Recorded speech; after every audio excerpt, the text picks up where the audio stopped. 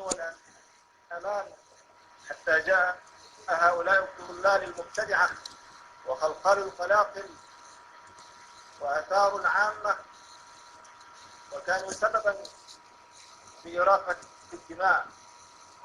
نعم، كانوا سببا في إراقة الدماء وانتهاك الأعراض.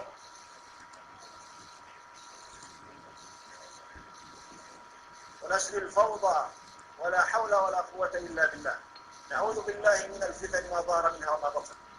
ولقد أخبرنا رسول الله صلى الله عليه وسلم عن هذه الفتن في غير ما حديث صح عنه، وأخبرنا أيضا بالسبيل الذي إذا سلكناه نجونا بفضل الله تبارك وتعالى، كما في حديث أبي بكرة رضي الله عنه قال رسول الله صلى الله عليه وسلم: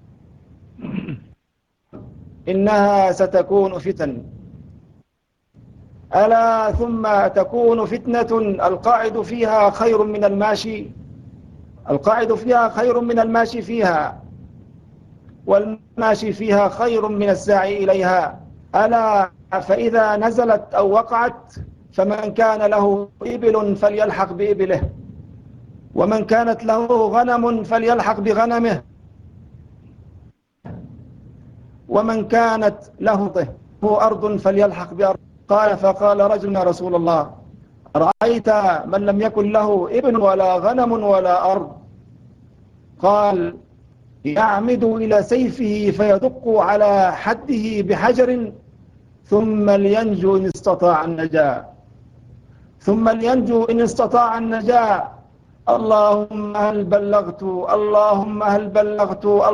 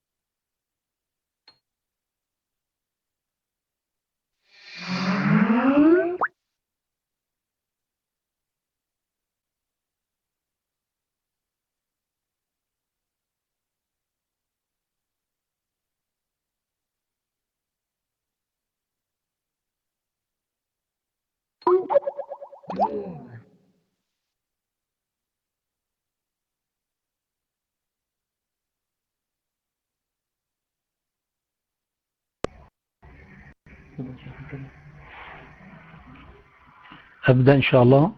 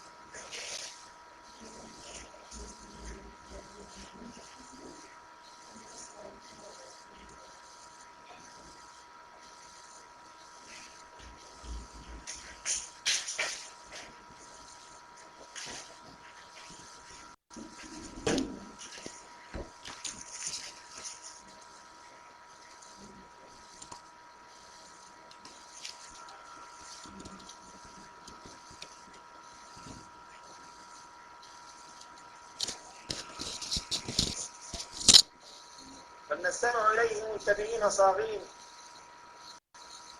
نسأل الله أن يسدده ويجعل الخير على لسانه وينفعنا وإياكم بما يقول ونسمع. صل اللهم وبارك على عبدك ورسولك محمد صلى الله عليه وسلم. فلنستمع أيها الإخوة إلى شيخنا بارك الله فيه، فليتفضل. السلام عليكم ورحمة الله وبركاته. عليكم السلام. إن الحمد لله تعالى نحمده ونستعينه ونستغفره، ونعوذ بالله تعالى من شرور أنفسنا ومن سيئات أعمالنا. إنه من يهده الله فلا مضل له، ومن يضلل فلا هادي له، وأشهد أن لا إله إلا الله وحده لا شريك له، وأشهد أن محمدا عبده ورسوله وصفيه من خلقه وخليله، بلغ الرسالة وأدى الأمانة ونصح لهذه الأمة، فكشف الله به الغمة، وجاهد في سبيل الله حق جهاده حتى أتاه اليقين، فترك أمته على المحجة البيضاء على الكتاب والسنة، ليلها كنهارها لا يزيغ عنها إلا هالك. اللهم صل وسلم على محمد وعلى آل محمد كما صليت على إبراهيم وعلى آل إبراهيم في العالمين إنك حميد مجيد، وبارك على محمد وعلى آل محمد كما باركت على إبراهيم وعلى آل إبراهيم في العالمين إنك حميد مجيد. يا أيها الذين آمنوا اتقوا الله حق تقاته ولا تموتن إلا وأنتم مسلمون. يا أيها الناس اتقوا ربكم الذي خلقكم من نفس واحدة وخلق منها زوجها وبث منهما رجالا كثيرا ونساء، واتقوا الله الذي تساءلون به والأرحام إن الله كان عليكم رقيبا. يا أيها الذين آمنوا اتقوا الله وقولوا قولا سديدا يصلح لكم أعمالكم ويغفر لكم ذنوبكم، ومن يطع الله ورسوله فقد فاز فوزا عظيما. أما بعد، فإن أصدق الحديث كتاب الله تعالى، وخير الهدي هدي نبينا محمد صلى الله عليه وآله وسلم تسليما كثيرا، وإن شر الأمور محدثاتها، وكل محدثة بدعة، وكل بدعة ضلالة، وكل ضلالة في النار. أما بعد، سبحانك لا علم لنا إلا ما علمتنا إنك أنت العليم الحكيم، ولا حول ولا قوة إلا بالله العلي العظيم. ثم أما بعد، فهذه رسالة موجهة للأخوة في شبكة ورثة الأنبياء العلمية. جعلكم الله ورثة للأنبياء، وإنما ميراث النبوة العلم والدعوة إلى الله على بصيرة. قال العليم الحكيم: قل هذه سبيلي أدعو إلى الله على بصيرة أنا ومن اتبعني وسبحان الله وما أنا من المشركين. قال القرطبي في تفسيره: قوله تعالى قل هذه سبيلي، أي قل يا محمد هذه طريقتي وسنتي ومنهاجي ودعوتي وديني، والمعنى واحد، أي الذي أنا أدعو إليه يؤدي إلى الجنة على بصيرة، أي على يقين وحقه. قلت: وأصل البصيرة العلم. قال أبو الحسن نفارس في مقاييس اللغة: الباء والصاد والراء أصلان، أحدهما العلم بالشيء يقال هو بصير به، ومن هذه البصيرة وهي البرهان، وأصل ذلك وضوح الشيء يقال بصرت بالشيء إذا صرت به بصيرا، أي عالما. وقال الفيروزبادي في القاموس المحيط: والبصيرة عقيدة القلب والفطنة والحجة، والتبصر التأمل والتعرف. وقال ابن الأثير في النهاية في معنى الحجة أي الدليل والبرهان. وقال الراغب الأصفهاني في المفردات في غريب القرآن: أدعو إلى الله على بصيرة أنا ومن اتبعني، أي على معرفة وتحقق. وقال أيضا في معنى الحجة: الحجة الدلالة الواضحة المبينة للمحجة، والمحجة هي المقصد المستقيم. قلت: والمقصد السبيل وعليه. وفي ضوء هذه المعاني المتقدمة فإن الدعوة إلى الله على بصيرة هي الدعوة على علم بالدليل والبرهان، بإقامة الحجة لإظهار المحجة التي هي المقصد المستقيم والطريق القويم، وهو صراط الله ورسوله صلى الله عليه وآله وسلم. تقوم هذه الدعوة على عقيدة صحيحة راسخة في القلب يدعى لها وبها وعليها من الكتاب والسنة بفهم سلف الأمة. لذلك قال: أنا ومن اتبعني. وأول المتبعين له هم سلفنا الكرام صحابة النبي الكريم صلى الله عليه وآله وسلم، ورضي الله عنهم أجمعين. قال جل وعلا: ومن يشاقق الرسول من بعد ما تبين له الهدى يتبع غير سبيل المؤمنين نوله ما تولى ونصله جهنم وساءت مصيرا. نزع الخليفة الصالح الموفق عمر بن عبد العزيز رحمه الله بهذه الآية فقال كلاما في غاية التوفيق والسداد. فقال فيما رواه اللالكائي في شرح أصول اعتقاد أهل السنة والجماعة والآجري في الشريعة: كان رسول الله صلى الله عليه وسلم وولاة الأمر من بعده سننا، الأخذ بها اتباع لكتاب الله، استكمال لطاعة الله، وقوة على دين الله، ليس لأحد من الخلق تغييرها ولا تبديلها ولا النظر في شيء خالفها.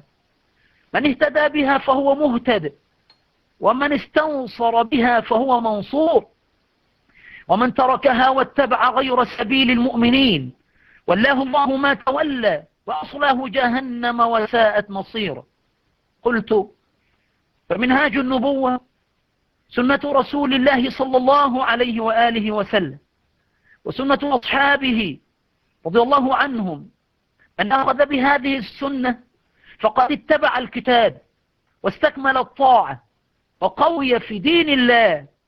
من اهتدى بهذه السنن فهو المهتدي إلى الصراط المستقيم، ومن استنصر بها فهو الذي قد آوى إلى ركن شديد وأخذ بأسباب النجاة والفلاح والصلاح في الدنيا والآخرة. ومن تركها ونهى سبيلا غيرها فقد ضل سواء الصراط وأخذ بأسباب الهلاك والدمار وبأسباب الفتن العظام. قال الحافظ ابن حجر في فتح الباري: قول البخاري كان السلف أي من الصحابة ومن بعدهم.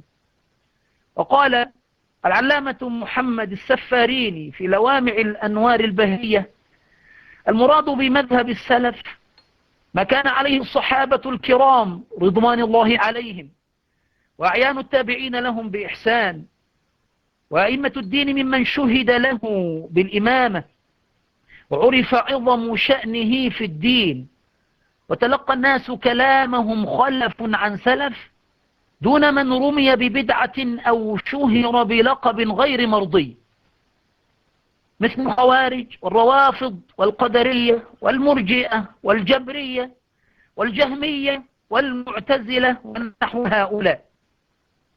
انتهى كلامه رحمه الله. اتباع منهج السلف هو النجاة من الفتن، النجاة من الفتن، ولا نجاة من الفتن إلا باتباع منهج السلف.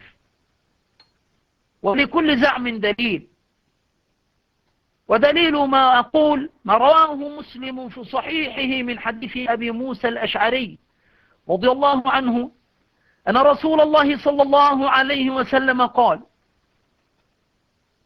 النجوم أمنة للسماء، فإذا ذهبت النجوم أتت السماء ما توعد، وأنا أمنة لأصحابي، فإذا ذهبت أتى أصحابي ما يوعدون، وأصحابي أمنة لأمتي، فإذا ذهب أصحابي أتى أمتي ما يوعدون.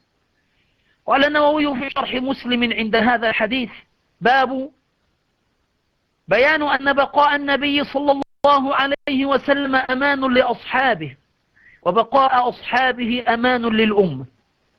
قال: الأمنة والأمن والأمان بمعنى، أي بمعنى واحد.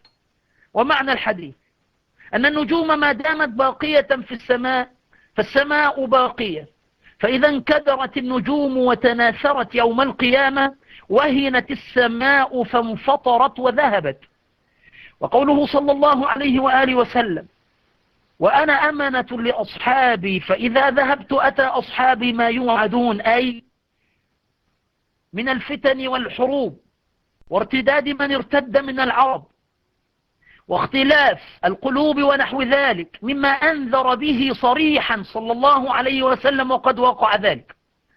وقوله صلى الله عليه وسلم: وأصحابي أمنة لأمتي، فإذا ذهب أصحابي أتى أمتي ما يوعدون، معناه من ظهور البدع والحوادث في الدين والفتن فيه وطلوع قرن الشيطان الله،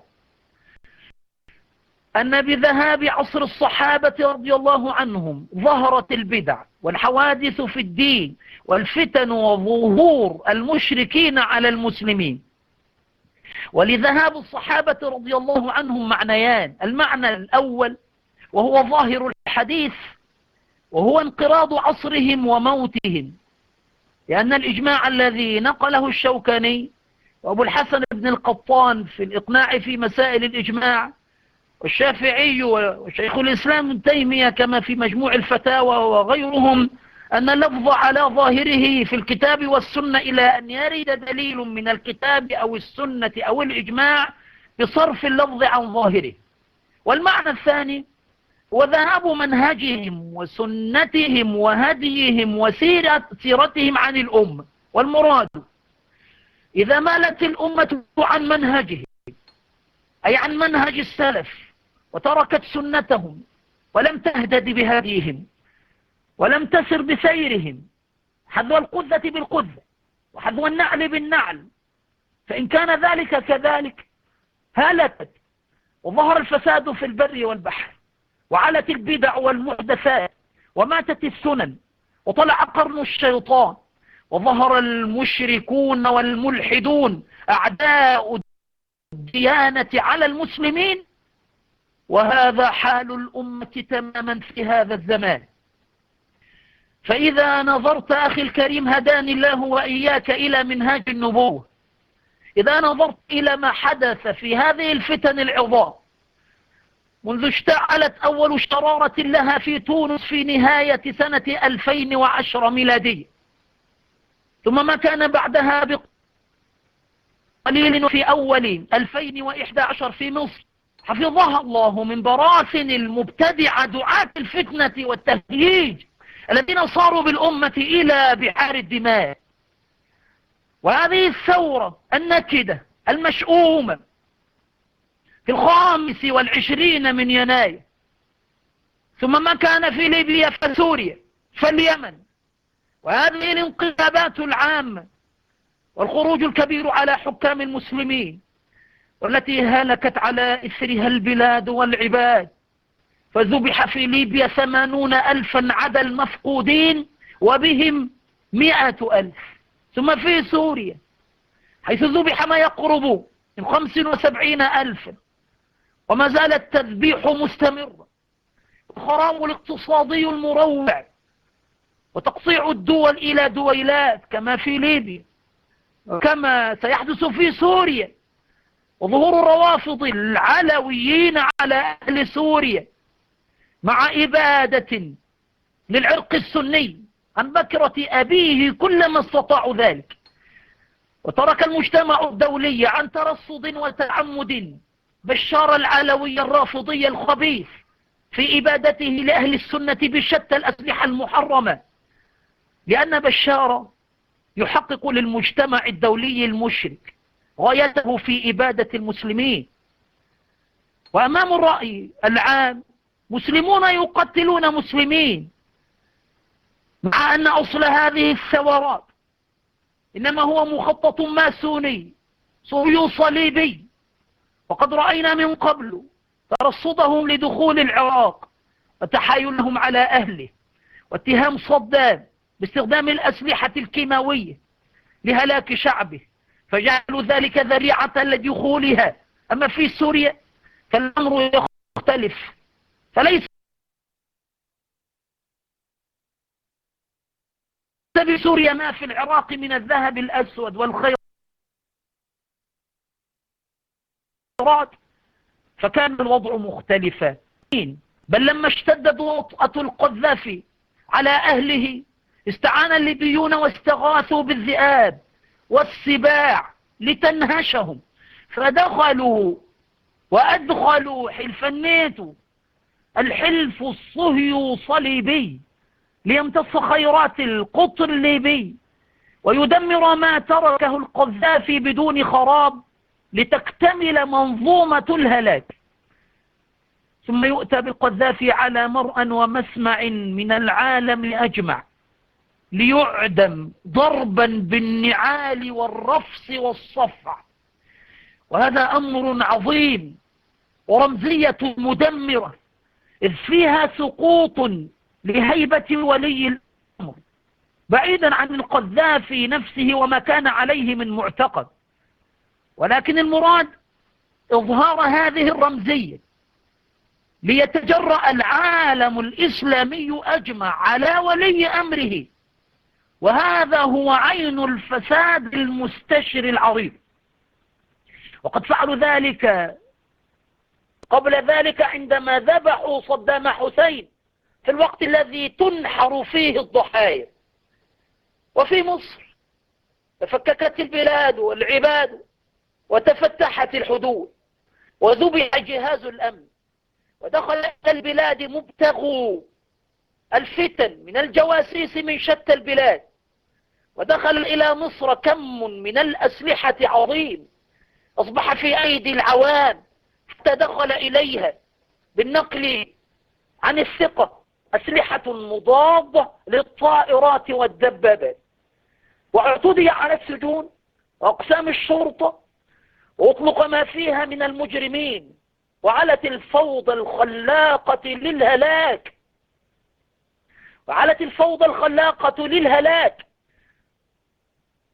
وفسدت العباد والبلاد. والذي تولى كبر هذه الفتن العظام دعاة السوء أفسدوا في الأرض باسم الدين، فهيجوا الناس، وكانوا الوسيلة التي بها نفذت بنو إسرائيل مخططاتهم، حتى كان هؤلاء الحزبيون المعاول التي بها فتتت أوطانهم وتمزقت بلادهم، فرفع الأمن ونزل الخوف، وصار الناس يتدينون إلى ربهم ويتقربون إليه بعين الكفر والإلحاد. وأصبح خلاص العباد المحدثات من الأمور وما حرمه الله ورسوله صلى الله عليه وسلم.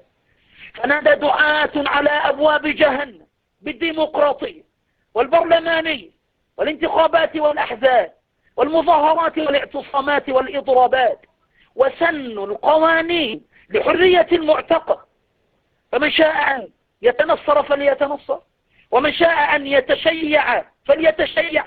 وذبحوا عقيدة التوحيد وأرى لا إله إلا الله من الولاء والبراء، ذبحوها من الوريد إلى الوريد، ورفعوا راية المواطنة، الدين لله والوطن للجميع، وترك الناس كل على ملته ونحلته، كلهم إخوة لهم ما للمسلمين وعليهم ما على المسلمين، بلا فرق بين مسلم ونصراني بين مسلم ورافضي وبهائي وقادياني ليبرالي علماني شيوعي، كلهم مصري أو كلهم تونسي، كلهم ليبي. ومن دعا إلى ما دعت إليه الأنبياء من دعوة التوحيد اتهموه بالتشدد والرجعية والتخلف. والبلاء العظيم تجده في رؤوس الضلالة والبدع، في دعاة الدم والهدم الذين أصبحوا قيادات في المجتمع المسلم، يترأس كل منهم حزبا. فخرجت جماعات التكفير لتكون حزبا، وخرجت الجماعات الإسلامية لتكون حزب، وخرجت جماعات الجهاد المسمى تدليسا وزورا وبهتانا بالجهاد السلفي لتكون حزب. فكانت الجماعات المبتدعة وهذه الفرق النارية التي كانت مطاردة من الأجهزة الأمنية الخارجية والداخلية، كأمثال الهالك الضال أسامة بن لادن ومسعد الزرقاوي والظواهري، وقد ترأس شقيق الأخير حزبا في مصر، وهذا تجده واضحا في تونس. وهذا إن دل فإنما يدل على مكيدة صليبية عالمية أرخت الحبل لجماعة المسلمين في دولها المختلفة لتشنق بها نفسها. ووجه ذلك أن يرى العالم أجمع أن القيادات في هذه الدول إنما هم كلهم جماعات متطرفة إرهابية، ثم بعد فترة من الزمن غير بعيدة تصدر الأحكام الأمريكية بوصف هذه الدول بالإرهابية، فيفعل بها كما فعل بالعراق وغيرها، وإلى الله المشتكى وحسبنا الله ونعم الوكيل. كل هذه الويلات بغياب المنهج السلفي. فبالأحاديث المتواترة والإجماعات المستفيضة عن السلف الكرام أن الخروج على الحكام كبيرة عظيمة وفساد مستشر عريض، وبدايته الخروج بالكلمة بالمظاهرات والاعتصامات إلى أن يكون بالسيف، وأنه ليس هناك ما يسمى بالمظاهرات السلمية. وأدل دليل على ذلك أن المظاهرات في ليبيا وسوريا بدأت سلمية بالكلمة وانتهت إلى الذبح. فكان أصل الهلاك الحادث في البلاد الإسلامية من إحياء البدع وإماتة السنن، ولو لم نخرج من ذلك إلا بظهور الروافض على أهل السنة لكان فيه من الفساد ما لا يحتاج إلى نوع آخر من فساد آخر. روى الأجوري في الشريعة عن التابعي عبد الله بن زيد الجرمي أبي قلابة قال: ما ابتدع رجل قط بدعة إلا استحل السيف. وروى الأجوري عن سلام بن أبي مطيع قال: كان أيوب السختياني يسمي أصحاب البدع خوارج، ويقول إن الخوارج اختلفوا في الاسم واجتمعوا على السيف. إنما وصلت إليه الأمة الآن إنما هو ثمرة لدعوة على منهاج الشياطين تولى كبرها الخوارج الجدد المبتدعون الضلال الخارجون عن منهاج النبوة وسيرة السلف. والأمر ما قاله إمام أهل الشام الأوزاعي فيما رواه اللالكائي في شرح أصول اعتقاد أهل السنة والجماعة، قال: انظر نفسك مع السنة وقف حيث وقف القوم، وقل بما قالوا وكف عما كفوا، واسلك سبيل سلفك الصالح فإنه يسعك ما وسعه. صلى الله عليه وآله وسلم كما في السلسلة الصحيحة من حديث أبي واقد ليثي قال صلى الله عليه وسلم: ستكون فتنة.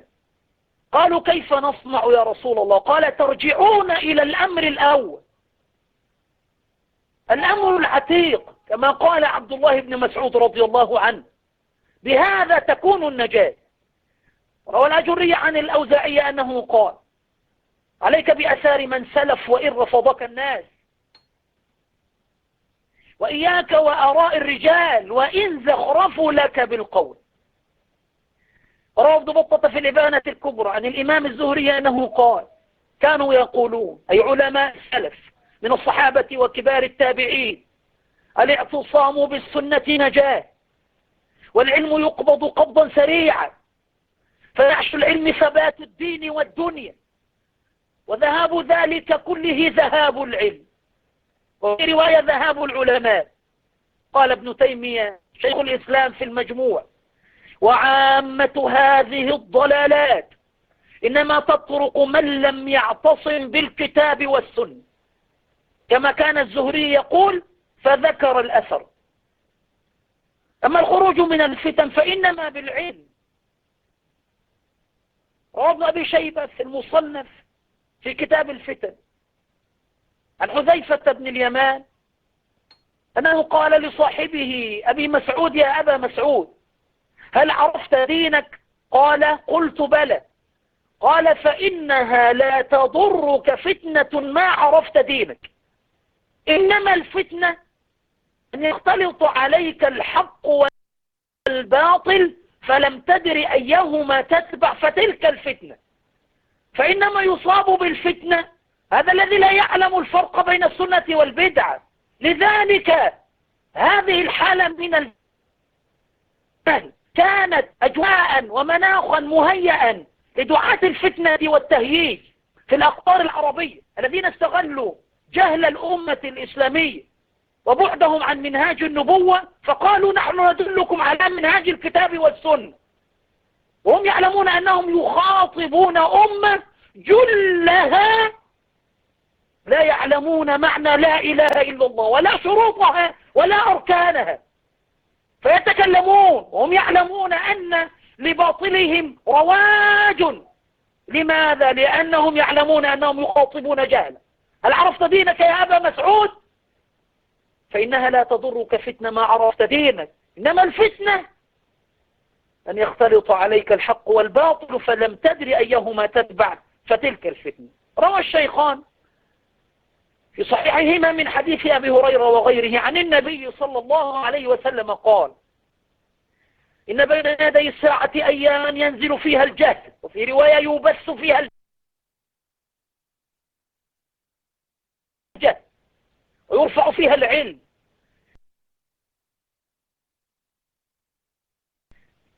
ويكسر فيها الهرج، هرج القتل.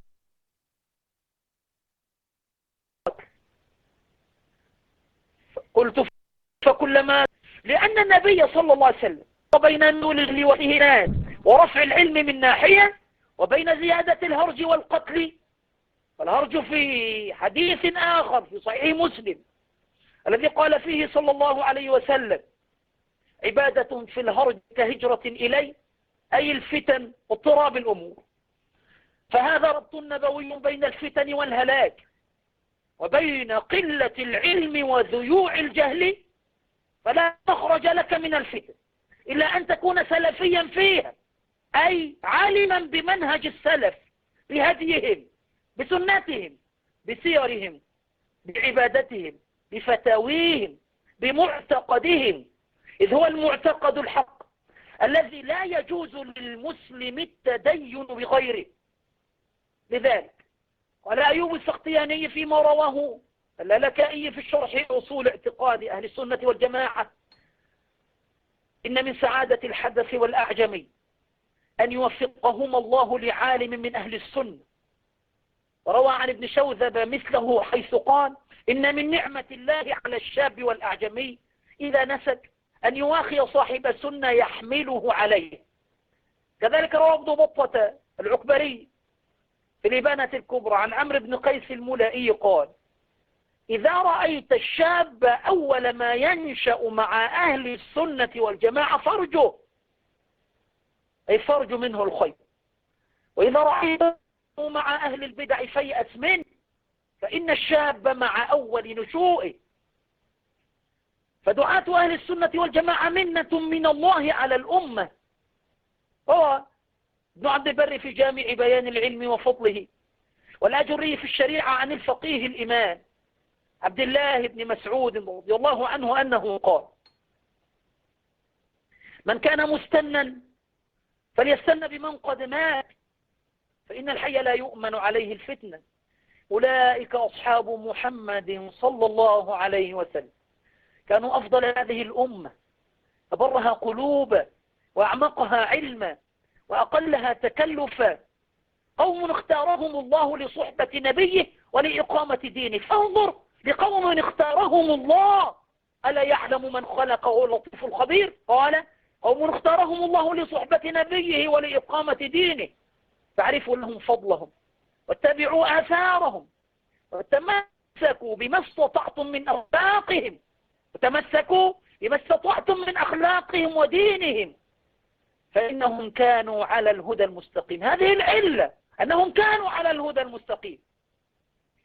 وهل هناك هدى مستقيم إلا ما كان عليه سلفنا رضي الله عنهم أجمعين؟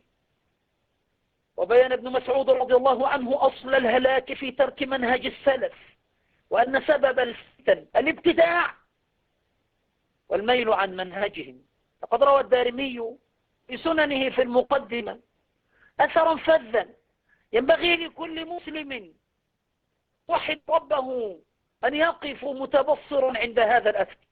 عن عمرو بن سلمة قال كنا نجلس على باب عبد الله بن مسعود قبل صلاة الغداء، قبل صلاة الفجر، وإذا خرج مشينا معه إلى المسجد، فجاءنا أبو موسى الأشعري فقال أخرج عليكم أبو عبد الرحمن بعد؟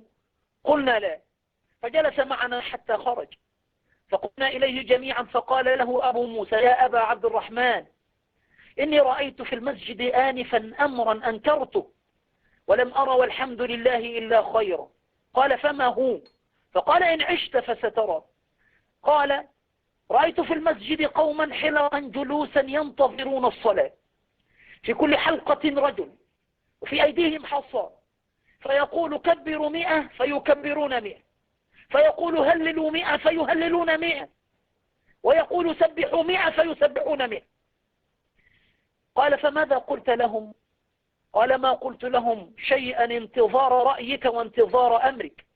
قال أفلا أمرتهم أن يعودوا سيئاتهم وضمنت لهم أن لا يضيع من حسناتهم؟ ثم مضى ومضينا معه حتى أتى حلقة من تلك الحلق، فوقف عليهم فقال ما هذا الذي أراكم تصنعون؟ قالوا يا أبا عبد الرحمن حصى نعد به التكبير والتهليل والتسبيح. قال فعدوا سيئاتكم وأنا ضامن ألا يضيع من حسناتكم شيء. ويحكم يا أمة محمد أسرع هلاكتكم. هؤلاء صحابة نبيكم صلى الله عليه وسلم متوافرون، أي ما دفعكم إلى البدع وترك منهاجهم. وهذه ثيابه لم تبل وآنيته لم تكسر، أي أن العهد قريب بمنهاج النبوة. قال والذي نفسي بيده إنكم لعلى ملة هي أهدى من ملة محمد، وهذا مستحيل. إنكم لعلى ملة هي أهدى من ملة محمد أو مفتتحوا باب ضلالة، أي المراد أنكم مفتتحوا باب ضلالة. قالوا والله يا أبا عبد الرحمن ما أرادنا إلا الخير. قال وكم من مريد للخير لن يصيبه، أي أن الإخلاص والنية الصالحة وحدها غير كافية في إرادة الخير، بل لابد من شرط المتابعة. فإنك قد ترى بعض الصوفية على إخلاص. لذلك قال عبد الله بن مسعود بعد هذا الأثر فيما رواه الدارمي اتبعوا ولا تتبعوا فقد كفيت. قال ابن مسعود وكم من مريد للخير لن يصيبه. إن رسول الله صلى الله عليه وسلم حدثنا حديثا وهو في الصحيحين أن قوما يقرؤون القرآن لا يجاوز تراقيهم، وأيم الله ما أدري لعل أكثرهم منكم. فقال عمرو بن سلمة رأينا عامة أولئك الحلق يطاعنوننا يوم النهروان مع الخوارج. فانظر إلى عمق الاستنباط أن ابن مسعود رضي الله عنه ربط بين رغبتهم في ابتداع دين جديد لعبادة الله في مسألة صغيرة لقوم اجتمعوا في الثلث الأخير من الليل ليذكروا الله، وقد قال تعالى ولذكر ذكر الله أكبر، فجعلهم بذكرهم هذا أصلا للخوارج الذين استباحوا دماء الصحابة وأعراضهم، فربط بين البدعة والدم والفتن والهلك. فالهلكة كل الهلك في الميل عن منهج السلف الكرام، فكن سلفيا في الفتن تنجو منه، ولا تكن خلفيا فتهلك وتهلك. لقد جعلهم ابن مسعود رضي الله عنه أصلا في الخوارج، مع أنهم كانوا يسبحون ويهللون ويكبرون. لذلك قال أبو موسى رضي الله عنه: ولم أرى والحمد لله إلا خيرا، أي التسبيح والتهليل والتكبير. أبدلوا الكفر بالإيمان ودعوا أمتهم إلى الديمقراطية والإلحاد، وزعموا أنهم يريدون خيرا. إن جل دعاة الأمة دعاة على أبواب جهنم، سوى دعاة أهل السنة والجماعة السلفيين حقا وقليل ما هم. رواه مسلم في صحيحه من حديث حذيفة بن اليمان رضي الله عنه في الحديث المشهور قال: كان الناس يسألون رسول الله صلى الله عليه وسلم عن الخير، وكنت أسأله عن الشر مخافة أن يدركني، فقلت: يا رسول الله، إن كنا في جاهلية وشر، فجاءنا الله بهذا الخير، فهل بعد هذا الخير شر؟ قال: نعم. فقلت: هل بعد ذلك الشر من خير؟ قال: نعم، وفيه دخن. قلت: وما دخنوا؟ قال: قوم يستنون بغير سنتي ويهدون بغير هدي، تعرف منهم وتنكر. فقلت: هل بعد ذلك الخير من شر؟ قال: نعم. دعاة على أبواب جهنم من أجابهم إليها قذفوه فيها. قلت: يا رسول الله صفهم لنا. قال: نعم، قوم من جلدتنا يتكلمون بألسنتنا. قلت: يا رسول الله فما ترى إن أدركني ذلك؟ قال: تلزم جماعة المسلمين وإمامهم. فقلت: فإن لم يكن لهم جماعة ولا إمام؟ قال: فاعتزل تلك الفرق كلها، ولو أن تعض على أصل شجرة حتى يدركك الموت وأنت على ذلك. قلت: ولزوم الجماعة لزوم الحق لا لزوم الكثرة. قال تعالى: وإن تطع أكثر من في الأرض يضلوك عن سبيل الله يتبعون إلا الظن وإن هم إلا يخرصون. فانظر إلى جل الأمة الآن، جل الأمة على منهاج الشياطين، على منهاج الحزبيين، على منهاج أسامة بن لادن والجهاد الخلفي الضال، على منهاج الشياطين. وما أكثر الناس ولو حرصت بمؤمنين. ولا لك أي في شرح أصول اعتقاد أهل السنة والجماعة عن عمرو بن ميمون قال: وكيف لنا بالجماعة؟ قاله لعبد الله بن مسعود، فقال عبد الله بن مسعود مجيبا له: يا عمرو بن ميمون، إن الجماعة، يا عمرو بن ميمون، إن جمهور الجماعة هي التي تفارق الجماعة، إنما الجماعة ما وافق طاعة الله وإن كنت وحدك، فأنت الجماعة وإن كنت وحدك، فاستأنس بالغربة وأبشر بما يسرك بإذن الله تعالى. فأصل منهج السلف في حديثين. روى أبو نعيم في حلية الأولياء عن الإمام محمد بن أسلم الطوسي السواد الأعظم في زمنه، كما قال عليه إسحاق بن رهوي. قال محمد بن أسلم: أصل الإسلام في هذه الفرائض، وهذه الفرائض في حرفين: ما قال الله ورسوله افعل فهو فريضة ينبغي أن يفعل، وما قاله الله ورسوله لا تفعل فينبغي أن ينتهى عنه فتركه فريضة. وهذا في القرآن وفي فريضة النبي وسنته. حديث عبد الله بن مسعود، فذكر الحديث الذي رواه الإمام أحمد في مسنده والدارمي بسند صحيح، كما قال القرطبي قال: خط رسول الله صلى الله عليه وسلم خطا فقال هذا سبيل الله، ثم خط خطوطا عن يمينه وعن شماله، ثم قال هذه سبل على كل سبيل منها شيطان يدعو إليه، ثم قرأ وأن هذا صراطي مستقيما فاتبعوه ولا تتبعوا السبل فتفرق بكم عن سبيله، ذلكم وصاكم به لعلكم تتقون. ثم ذكر حديث الفرق الذي رواه الترمذي وحسنه، وقال ابن تيمية شيخ الإسلام في المجموع حديث صحيح مشهور من حديث عبد الله بن عمرو رضي الله عنهما عن النبي صلى الله عليه وسلم قال افترقت اليهود على 71 فرقة، افترقت النصارى على 72 فرقة، وستفترق أمتي على 73 فرقة كلها في النار إلا واحدة. قالوا من هي يا رسول الله؟ وفي رواية من هم؟ وفي رواية من الفرقة الناجية؟ فقال مثل ما أنا عليه اليوم وأصحابي. قال محمد بن أسلم فرجع الحديث إلى واحد، والسبيل الذي قال في حديث ابن مسعود والذي قال ما أنا عليه اليوم وأصحابي واحد، فدين الله في سبيل واحد، فكل عمل أعمله أعرضه على هذين الحديثين، فما وافقهما عملته وما خالفهما تركته، ولو أن أهل العلم فعلوا أي مثل فعلي لكانوا على أثر النبي صلى الله عليه وسلم. ومعنى كلامه رحمه الله أن الخط الذي خطه صلى الله عليه وسلم فقال هذا سبيل الله هو نفس السبيل الذي في قوله وأن هذا صراط مستقيما فاتبعوه، وهو نفس السبيل سبيل الفرقة الناجية التي هي مثل ما كان عليه النبي صلى الله عليه وسلم وأصحابه رضي الله عنهم أجمعين.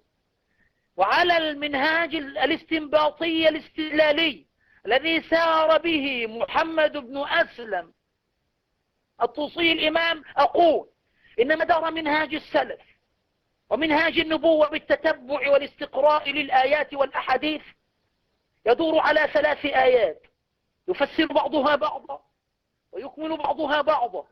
أما الآية الأولى قوله تعالى وأن هذا صراط مستقيما فاتبعوه ولا تتبعوا السبل فتفرق بكم عن سبيله ذلكم وصاكم به لعلكم تتقون. قوله ومن يشاقق الرسول من بعد ما تبين له الهدى ويتبع غير سبيل المؤمنين نوله ما تولى ونصله جهنم وساءت مصيره. والآية الثالثة قل هذه سبيلي أدعو إلى الله على بصيرة أنا ومن اتبعني وسبحان الله وما أنا من المشركين. فالسبيل في الآية الأولى هو سبيل ما كان عليه النبي صلى الله عليه وسلم وأصحابه كما فسرها الطوسي. والسبيل في آية سورة النساء في قوله ويتبع غير سبيل المؤمنين فهو بالإجماع الذي نقله شيخ الإسلام ابن تيمية في المجموع أنه سبيل الصحابة، وأن المعنى المقصود بقوله المؤمنين بالإجماع أي صحابة رسول الله صلى الله عليه وسلم ورضي الله عنهم أجمعين.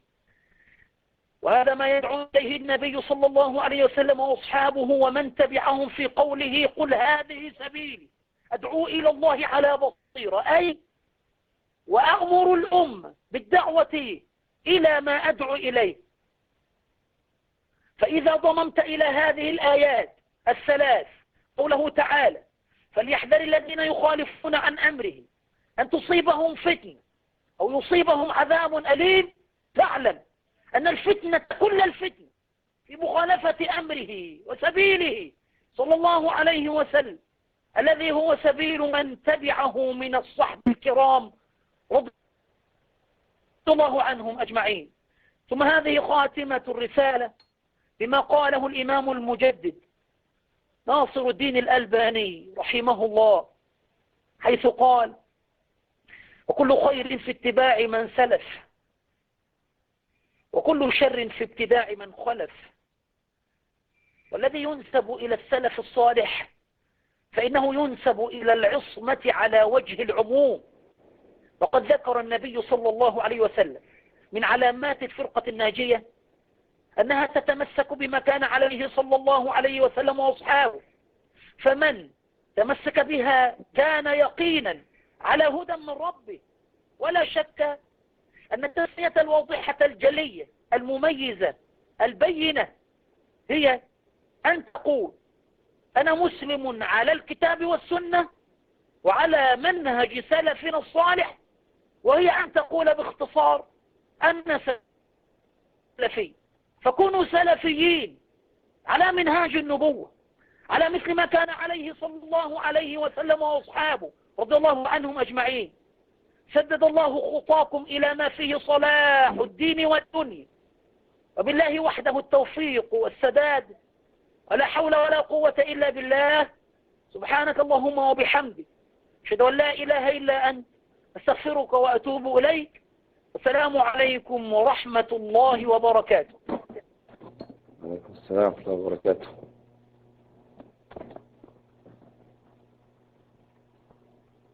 خالد عبد الودود.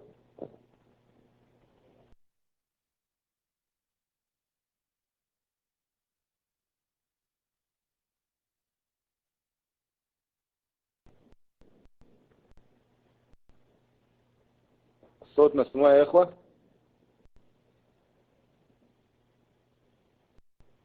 أسأل الله عز وجل أن يجزي الشيخ أبا عبد الرحمن خير الجزاء، وأن ينفع به، وأن يجعل هذه الكلمات في ميزان حسناته. ولقد استفدنا كثيرا منه بارك الله فيه. وندع المجال الآن للإخوة، لمن كان عنده سؤال فليتفضل يسأل الشيخ. نسأل الله أن يجري الحق على لسانه.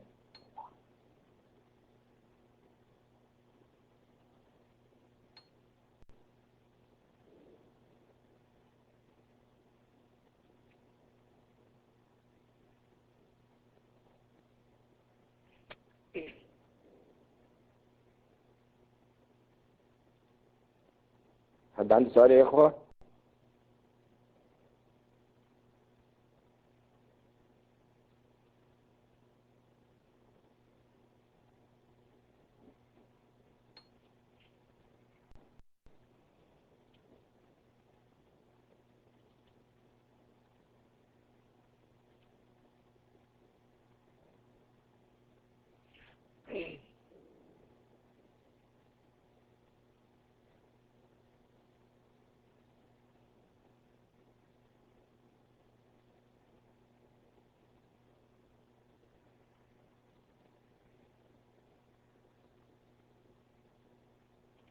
السلام عليكم.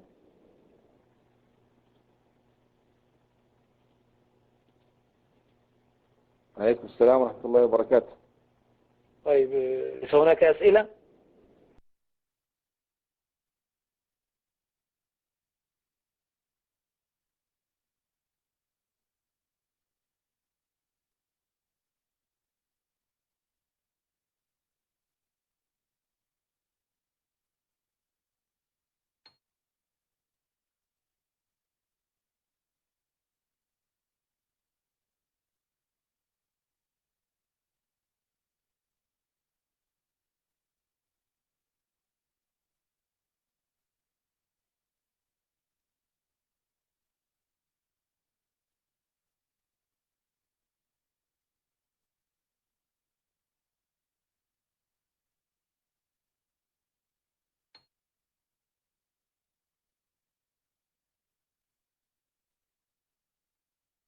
الأخ أحسن الله إليكم شيخنا من المغرب. عندي ورشة لصناعة بعض المنتوجات الخاصة بي، فما علي زكاة من الأموال التي أكسبها؟ وبارك الله فيك.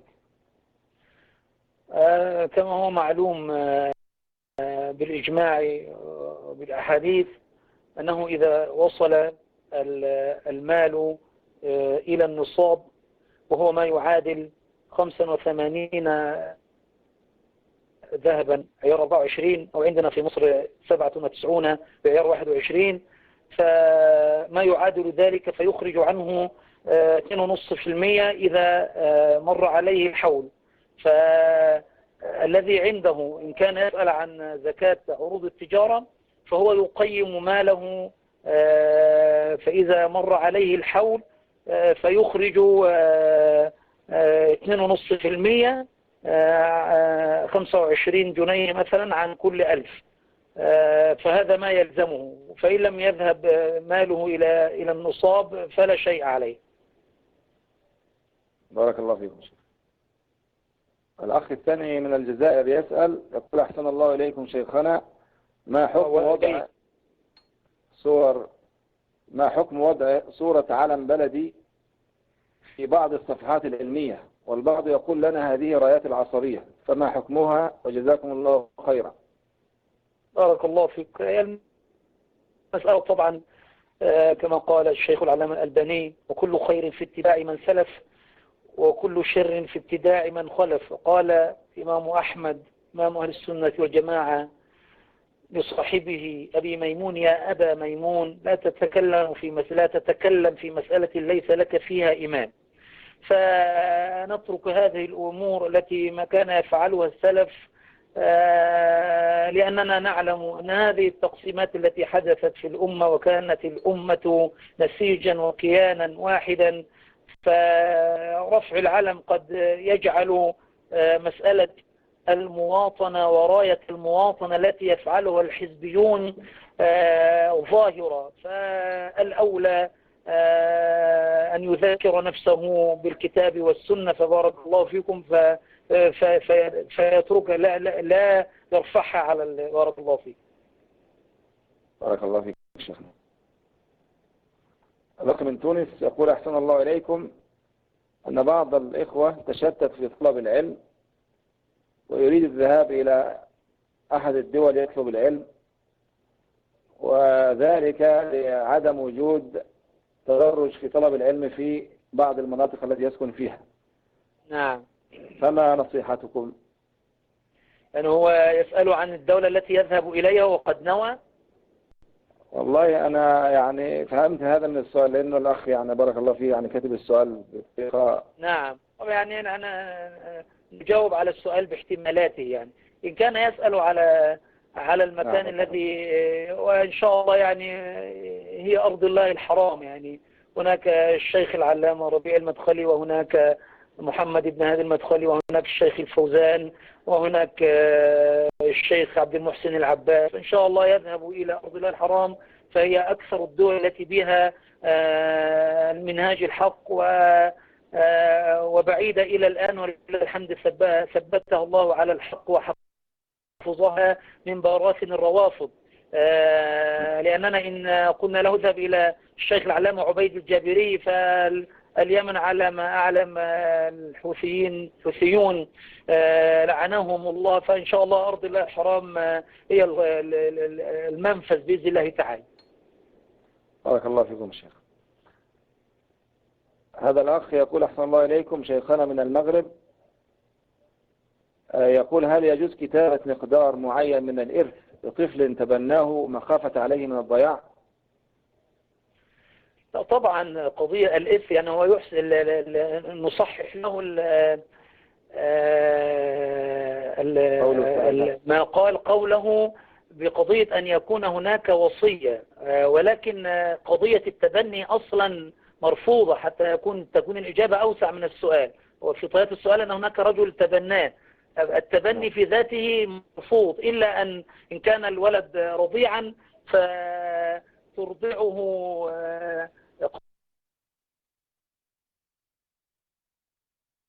قريبة لزوجته مثلا، أو قريبة أخته، يعني شيء رجل حتى لا يصبح محميها ولا فهمز.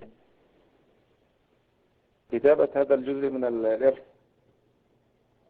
لا يكتب شيء، يعني يكتب إن أراد أن يخرج له وصية فهي في حدود الثلث، وقال النبي والثلث كثير. فالمخرج بقضية مسألة أنه هو يجعلها في سبيل الله من باب الوصية لا جزء من الميراث. بارك الله فيكم يا شيخ. نعم. يقول أحسن الله إليكم هذا الأخ من المغرب أيضا، يقول: ما حكم بيع ملابس داخلية للنساء والبائع رجل؟ بارك الله فيكم. والله الأصل أن تبيع الملابس الداخلية امرأة، كما يحدث في بعض المحلات. عندنا قسم خاص بالنساء فيبيع فيه النساء، ولكن قد لا يحدث هذا أو لا يتسنى هذا.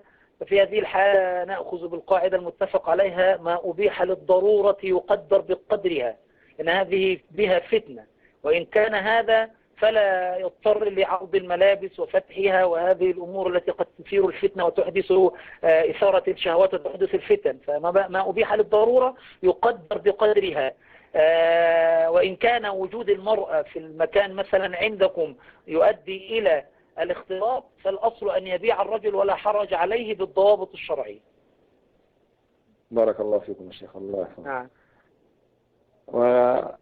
والآخر يسأل من المغرب أيضا يقول: بارك الله فيكم شيخنا، إذا سنحت فرصة في توفر كتب نادرة من الأمهات وبأثمنة مناسبة مثل أوجز المسالك إلى موطأ مالك للكندهلوي ولشيخه، وكذلك كتاب بذل المجهود في حل سنن أبي داود وغيرها، وهي لا تخلو من شطحات كباقي الكتب الأمهات، فهل لطالب العلم أن ينتهز الفرصة ويقتنيها ويستفيد منها مع اتخاذ الحيطة أم يتركها كلها؟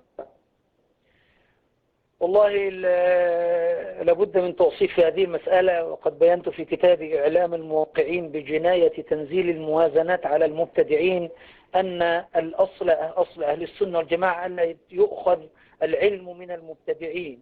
وقد نقل الإجماع على أن الرجل الذي يبتدع بدعة واحدة، من ابتدع بدعة واحدة فهو مبتدع بنص إجماع الصابوني وببطة والكرماني وكذلك أبي حاتم وأبي زرع الرازيين. فهذا هو الأصل. ينبغي أن نعود طالب العلم أن يأخذ كتب أهل السنة والجماعة، لا سيما المبتدئ، لأنه لا يعلم السنة من البدع. أما في مرحلة متقدمة فبلا شك لا غنى لطالب العلم مثلا عن شرح البخاري لابن حجر، وشرح النووي وشرح مسلم للنووي، والقرطبي في المفهم، أو القرطبي في جامعه في تفسيره، أو تفسير البغوي، أو شرح السنة للبغوي، أو معالم السنة للخطابي، وكل وعون المعبود شرح سنة أبي داود. كل هؤلاء كانوا أشاعرة، ولكن كما قال شيخ الإسلام ابن تيمية: فإن كثيرا من مجتهد السلف وقع في البدعة وهو غير متعمد لها، فيعذر بجهله ولا نبدعه لأنه ليس كهؤلاء الآخرين. فيعود طالب العلم على الكتب السلفية، ثم بعد ذلك لما يعلم الفرق بين لأنه سيقرأ ما وقعوا فيه من أمور مخالفة عقيدة أهل السنة والجماعة وهو لا يدري، فتجعل في مرحلة متقدمة متأخرة وبالضوابط التي يحصلها طالب العلم من المعتقد الصحيح. بارك الله فيك. سائل من ليبيا يقول: السلام عليكم. عليكم السلام ورحمة الله وبركاته. قال: أحسن الله إليكم شيخنا، ما نصيحتكم للشاب السلفي المبتلى ببعض المعاصي؟ وجزاكم الله خيرا. نسأل الله العفو والعافية. نصيحتي لهذا أن يتقي الله في نفسه، وأن الموت يأتي بغتة، وقد جمع بين أمرين لا ينبغي أن يجمع بينهما. فالسلفي هو الملتزم بمنهج السلف، بمنهج سلفه الكرام، وهو الذي يلتزم بأمر الله ورسوله صلى الله عليه وسلم امتثالا، وبنهيه اجتنابا، وبالوقوف عند حدود الله، فيتقي الله ولكن لا يقنط من رحمة الله.